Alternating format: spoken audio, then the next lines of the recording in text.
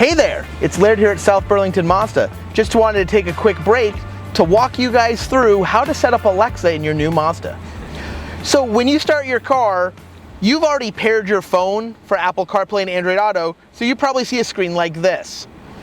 If you go to your master control knob and you hold down the home button for a few seconds, it'll bounce back to the Mazda system. We're going to start by going down to settings. As you scroll down in settings, you can see there's Alexa settings. To use voice to make the most of your drive, Alexa can help you with directions, music, calls, and much more. So it's going to have me sign in to my Amazon account. It gives you the option to use a QR code.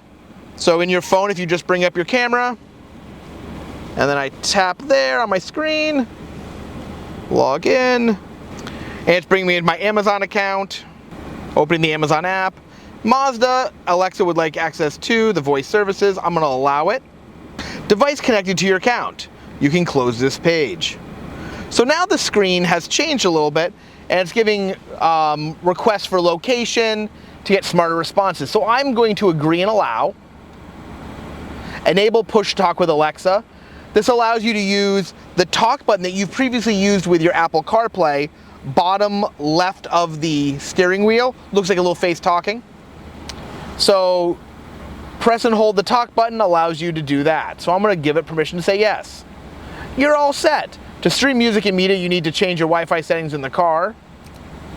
So now we have Alexa set up. We can do a lot of things with Alexa. Getting started. We can find out what Alexa's talents are. Hey Alexa, tell me a car joke. Why did Dominic Toretto cross the road?